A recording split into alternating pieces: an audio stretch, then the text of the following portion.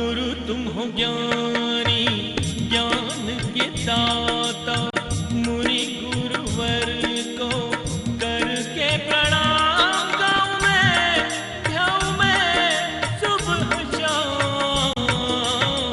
तुलक सागर एक नाम कितना भी माधुर्यता और मधुरता से भरा हुआ वह सरस दूध क्यों ना हो, वह दूध भी फट जाता है। उसके पहले हमें अपने पात्र को साफ करना चाहिए। पूजन से पहले अपने मन, ये तो हमने बना लिया मंत्रों के द्वारा, विधि विधान करके, मंत्रोच्चारण करके, क्या हम अपने हृदय को साफ कर पाए हैं? ध्यान रखना, हृदय को साफ करना सबसे बड़ी बात है। और एक पूजा ही ऐसा माध्यम है जिससे हृदय पवित्र हुआ करता है।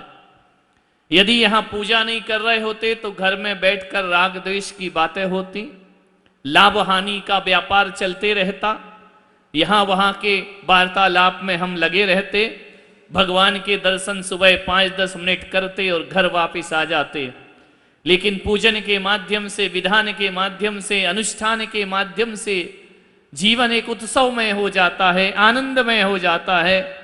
रोज के दिनों में आज का दिन कुछ अलग अलग सा लगता है, खिला खिला सा लगता है, आनंद से परिपूरित हो जाया करता है। उत्सव और उत्साह आदमी के जीवन है। यदि उत्सव और उत्साह ना होगा तो जिंदगी जीने के लायक ना रह जाएगी। इसलिए इस तरह के अनुष्ठान धर्म में किए जाते हैं। इसे धर्मानुराग बोलते हैं, धर्म के प्रति उत्साह बोला जाता है। इससे मन पवित्र होता है, संतप्त आत्माएं तृप्त हो जाती हैं, आकुलताएं खत्म हो जाती हैं और सारे संसार को भूलकर हम परमात्मा की भक्ति में लीन हो जाते। ये अवसर बहुत कम मिला करते हैं, जीवन में कभी कभार मिलते हैं। हमारे जीवन में तो रोज मिलते हैं। हम तो जहां जाए वहां बाजे बजते हैं। एक व्यक्ति की शादी हो रही थी, बैंड बज रहा था। एक आदमी ने मेरे साथ चल रहा था, बोले शादी में बैंड क्यों बजते हैं? मैंने कहा इसके आखिरी बार बज रहे हैं, है ना, उसके बाद क्या बैंड, अभी तो बैंड वाले बजा रहे, फिर ये बजेगा बाद में, ध्यान रखना। लेकिन हम साधुओं के जीवन में तो जहां जाओ वहां स्वागत है, वहां सत्कार है, वहां बैंड है, जहां बैठ जाओ वहां जन समूह है। कभी एकांत का समय नहीं मिलता। आज सुबह से कई लोग निराश लौट गए, महाराज से बात करना टाइम ही नहीं है, वक्त ही नहीं है। विचार करिए, ऐसा उत्सवमय जीवन। उत्सव किससे आता है? धर्म से उत्सव आता है, पुण्य कर्म से उत्सव आता है हमारे जीवन में, सत्कर्मों से उत्सव मिला करता है हमारे जीवन में। और चीजें तो ध्यान रखना, आपकी शादी तो एक ही बार होती है, ज्यादा वाली भी है क्या? एक ही बार होती है ना। तुम्हारा वैवाहिक उत्सव कितने बार होता है? एक बार होता है। फिर हर साल उसकी कॉपी करते रहते हो। शादी की सालगिरह, वर्षगांठ है हमारी, मनाते रहो। वह बारात में 100-500 लोग आएंगे, वर्षगांठ में वही घर के लोग इकट्ठे हो जाया करते हैं। लेकिन साधु का जीवन देखो कि यहाँ तो जहां जाओ वहां रोज ऐसा वातावरण, ऐसी पवित्रताएं। हमने सोचा था कि जंगल में रहेंगे, कोई नहीं रहेगा, तीर्थ पे रहेंगे, लेकिन क्या करें, यहां भी लोग छोड़ते नहीं है। सुबह से शाम लगे रहते, दूर दूर से चले आ रहे हैं अपनी आस्थाओं के अर्घ समर्पित करने के लिए। क्या मिलता है साधु संतों के पास? कुछ नहीं मिला करता है। मैं क्या देता हूं तुमको? कुछ भी नहीं। लेकिन फिर भी मन करता है थोड़ी देर बैठे, महाराज हमसे बात कर लें, हमको थोड़ा सा समय दे दें, अपने पास बिठा लें। ये भी नहीं हो तो अपना हाथ हमारे सिर पर रख दें। इतने में ही हमारे जीवन का कल्याण हो जाएगा, हमारा आना सार्थक हो जाएगा। चलो भीड़ बहुत है, हाथ नहीं रख रहे हैं, एक बार हम पर निगाह कर ले तो हमारा कल्याण हो जाएगा। निगाह हो जाए, एक बार हमें देखकर मुस्कुरा दें, जीवन का चमन खिल जाया करता है। ध्यान रखिए, जैसे बादलों को देख करके मयूर का अंतस झंकृत हो जाया करता है, बेल लताएं मस्ती में लहराने लगती हैं, वैसे ही अपने गुरु की निगाह अपन पर पड़ जाए तो जीवन में आनंद की बरसात हो जाए। और क्या लेने आए हो यहाँ? बरसात ही तो, ये पुण्य की बरसात ही तो लेने आए हो, नहीं तो क्यों आए इतने दूर से? पैसा भी दे रहे हो, वक्त भी दे रहे हो, समय भी दे रहे हो यहाँ बैठ करके, और क्या ले रहे हो? आनंद। मैं कोई हीरे मोती जवाहरात थोड़ी दे दूंगा, मैं क्या दे दूंगा? और इनसे होता भी क्या है? एक अच्छा पत्नी को बहुत 9 लखा हार लाकर पहना दो, 1 बार पहनेगी, 2 बार पहनेगी, 3 बार पहनेगी, 10 बार पहनेगी, उसके बाद कहेगी अब दूसरा वाला लेकर के आओ, इसमें मजा नहीं आ रहा, ये बहुत पुराना हो गया है। ये ऐसी कौन सी चीज है जो तुम्हें जीवन भर तृप्ति देती हो? कोई है क्या ऐसी चीज?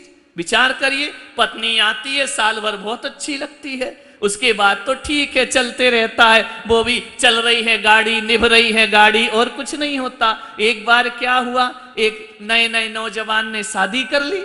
अब शादी कर ली, पत्नी बहुत सुंदर लेकर के आ गया, बहुत खूबसूरत पत्नी लाया, दुकान में मन ही नहीं लगता है, दुकान जाए बीच बीच में उठ के आ जाए, पत्नी कपड़ा सुखा रही है, पत्नी घर का काम कर रही, जैसे ही पहुंच जाए पत्नी के पास, पत्नी बोली अच्छा आ गए क्या? बोले क्या करूं, तेरे बिन मन ही नहीं लगता है। इतनी खुश हुई पत्नी कि इसका दुकान में मन नहीं लगता, मैं याद आती हूं। पट्टा दूसरे दिन फिर आ गया, पत्नी ने कहा आज भी आ गई क्या? बोले हाँ, तेरे देखे बिना मैं नहीं रह सकता हूं। तीसरे तो तुझे आनंद नहीं आया? बोले तुम तो रोज ही चले आते हो, तुमको कोई काम वाम तो है नहीं, दुकानदारी संभालो, मेरे पीछे क्यों पड़े हो? ध्यान रखिए, विचार, जिंदगी ऐसी ही है।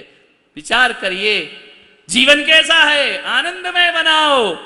धर्म की कथाएं हजारों हजारों बार भी सुनो तो आनंद दिया करती हैं। ध्यान रखिए, वे पूजन विधान कोई आप पहली बार थोड़ी कर रहे हैं, जितनी बार करो नया नया आनंद प्राप्त हुआ करता है, नई नई मौज प्राप्त हुआ करती है। धर्म कभी पुराना नहीं होता।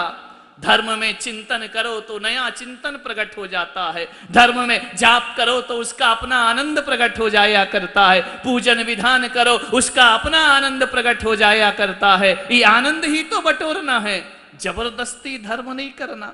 मन दौड़ा दौड़ा आए, भागा भागा आए कि चलो भगवान की भक्ति करे, भगवान की पूजा करे, तब जाकर के ध्यान नहीं। पूजा पाठ क्या है? ये बाहर से रखी हुई द्रव्य पूजा नहीं है, ये तो एक अपने भीतर की भावनाओं की अभिव्यक्ति का एक साधन है। पूजा तो भीतर हुआ करती है, पुण्य तो भीतर हुआ करता है, भगवान की भक्ति तो भीतर हुआ करती है। ये तो बाहर का प्रदर्शन है, प्रदर्शन यानी व्यर्थ का प्रदर्शन नहीं है, भावनाओं को अभिव्यक्त करने का एक माध्यम हुआ करती है। ये सामग्री भावनाओं को व्यक्त करने का एक साधन हुआ करता है। ये इंद्र इंद्राणी बनना कि हे प्रभु हम तुम्हारे रंग में रंगने को तैयार हैं, ऐसी वह भक्ति। कोई अमीर नहीं, कोई गरीब नहीं, कोई ऊंचा नहीं, कोई नीचा नहीं। ये दान दक्षिणाएं तो एक व्यवस्था हुआ करती है। प्रभु ने तुमको दिया, तुमने प्रभु का प्रभु को वापस लौटा दिया। ध्यान रखना, ऐसा भी होता है। गंगा की पूजा गंगा के जल से कर दी जाती है, सूरज की पूजा दीपक से कर दी जाती है। जो तूने दिया वह मैं तुझे अर्पित करता हूं, तेरा तुझको अर्पण क्या लागे मेरा अपना क्या है। सब प्रभु की माया, प्रभु की कृपा है। ध्यान रखिए, विचार करिए, कोई अमीर गरीब नहीं, भावनाओं से रंगा जाता है भगवान का दरबार। आज सब यहां बैठे हुए हैं, क्यों ये यूनिफॉर्म दी जाती है? क्यों कहा जाता है एक से कपड़े पहनो? धर्म के क्षेत्र में आए हो, रंग बिरंगे कपड़े पहनने की जरूरत नहीं है। क्यों?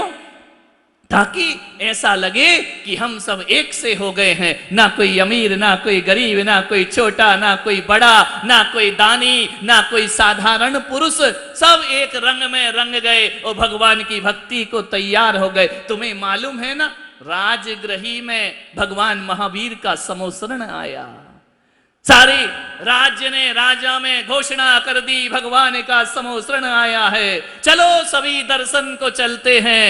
सब नर नारी तैयार होकर श्रृंगार करके उत्सव का रूप दे करके पूजा तो पैंट शर्ट में भी हो सकती है ना, लेकिन नहीं, वो फिर उत्सव का रूप नहीं लेता है, वो फिर महोत्सव का रूप नहीं लेता है। शादी तो कुर्ते पैजामे में भी हो सकती है ना, कुर्ते पैजामे से लड़का थोड़ी बदल जाएगा, लड़का तो वही रहता है, लेकिन दूल्हे का श्रृंगार करना उत्सव हुआ करता है, दुल्हन का श्रृंगार करना उत्सव हुआ कर। शादी तो ऐसी सिंपल साड़ी में भी हो सकती है, क्या दिक्कत है? क्यों उसको इतना सजाया जाता है? आजकल तो और मामला बदल गया है, ब्यूटी पार्लर में लाखों रुपए लगते हैं, वो पोत पात के आते हैं ना, दुनिया भर का है, चमचमाते बिल्कुल चले आ रहे हैं। ध्यान रखिए, वो एक उत्सव का रूप देने के लिए, नहीं तो उत्सव का आनंद कैसे मनाएंगे? साधारण जाके शादी कर लो, कोई उत्सव नहीं होगा। ध्यान रखना, सारी प्रजा नर नारी चले विपुलाचल पर्वत की तरफ, भगवान महावीर का समोसरण आया है। राजा श्रेणिक ने कहा कोई घर में नहीं रहेगा, सब चलेंगे प्रभु की वंदना करने, पूजा करने। अमीर गरीब सब दौड़े जा रहे, आगे आगे सैनिक हाथी पर सवार चले जा रहा है, पीछे नर नारियां मंगल गान करते हुए विपुलाचल पर्वत की ओर जा रहे। राजा ग्रही में मालूम है, वहां पर जैसे ही शोभा यात्रा के रूप में राजा श्रेणिक चला, लोगों ने पूछा कहां जा रहे हो? अरे भगवान महावीर का दरबार लगा है, वंदना करने के लिए जा रहे, पूजा करने के लिए जा रहे हैं। ये शब्द पढ़ते हैं तालाब के किनारे बैठे एक मेंढक के कान में कि कोई महावीर का समोसरण आया है और सारी दुनिया उनकी अर्चना करने के लिए जा रही है। मैं क्यों नहीं चल सकता हूं? मैं भी चलूंगा। मेंढक ने अपनी भावना बना ली। उसके पास क्या है? ना हीरा है, ना मोती है, ना चावल है, ना अक्षत है, ना पुष्प है, ना उदक है, ना चंदन है, कुछ नहीं, लेकिन मैं भी जाऊंगा महावीर के समोसरण में। छोटा सा अदना सा मेंढक ये भावना लेकर के चला, मुझे भगवान के पहले दर्शन करना है। क्या भाव लेके चला? पहले दर्शन। अपनी औकात तो देख, इतनी सी तो काया है और संकल्प कितना बड़ा है। पहले दर्शन। ये हाथी पर बैठकर श्रेणिक जा रहा है, ये लोग पूरी प्रजा जा रही है, इनसे पहले तू पहुंच पाएगा? भावना भवनासनी, भावनाओं से ही सब कुछ हुआ करता है। उसने कहा नहीं, मैं तो पहुंचूंगा, मैं तो जाऊंगा। क्या लेकर जाऊं प्रभु के पास?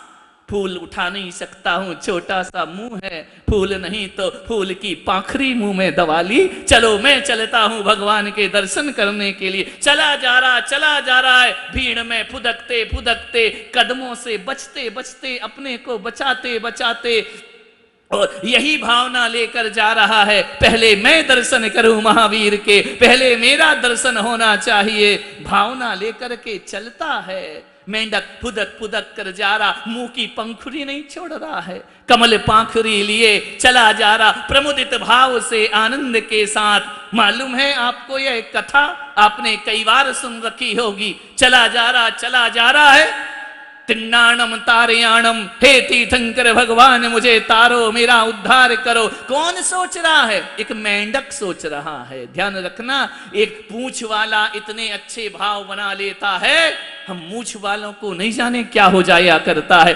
विचार करिए, एक जानवर जा रहा है जिनवर के पास, पूरी भक्ति भाव को लेकर के आगे गया, पूरी भीड़ से बचते बचाते, उछलते कूदते फुदकते, मुंह की पंखुड़ी नहीं छूट रही है, वह दबी हुई है, उछल कूद करते करते आगे पहुंचा। क्या हुआ? राजा श्रेणिक के पैरों के नीचे आकर प्राणांत हो जाया करता है। कहां जाना था? भगवान के समोसरण में। कहां जाना था? भगवान की पूजा करने के लिए। कहां पहुंच गया? मृत्यु लोक में। ध्यान रखना, मृत्यु हो गई। मुंह से एक शब्द निकला, जय महावीर। बस ये शब्द उसके मुंह से जैसे ही निकलता है ना, तो श्रेणिक अभी विपुलाचल पर नहीं पहुंच पाए, आधे रास्ते में है, और ये मेंढक मर करके देववन के समोसरण में पहुंच जाया करता है। भगवान की भक्ति कर रहा है आनंद के साथ। अद्भुत दृश्य। श्रेणिक पहुंचे समोसरण में, भगवान की 3 प्रदक्षिणा लगाई, देखा, नमस्कार किया। एक अद्भुत देव बैठा हुआ है। ये कौन है? ऐसा देव तो मैंने कभी देखा नहीं। अपन तो कल्पना करते हैं ये सौधर्म इंद्र है, ये ईशान इंद्र है। सैनिक ने तो साक्षात सौधर्म इंद्र को देखा था। भगवान के कल्याणक में इंद्र आया करता है। उसने पूछा कि भगवान जरा ये बताओ, ये अद्भुत देव कौन है? इसके शरीर से विशेष प्रकार का प्रकाश क्यों निकल रहा है? ये कौन देव है? ऐसा देव आज तक हमने देखा नहीं है। आपके कल्याणकों में हजारों असंख्यात देवी देवता देखे, लेकिन पूरी धर्म सभा में ये देव अलग ही कांति को लिए हुए है, अलग तरह का सौंदर्य लिए हुए है। बताओ भगवान ये कौन है? तो मालूम है भगवान ने कहा कि सैनिक ये उससे जाके पूछ लो कि ये कौन है, वो खुद बता देगा मैं कौन हूं। गए सैनिक, हे देव अपना परिचय दो, कौन से स्वर्ग से आए हो और तुम कौन हो?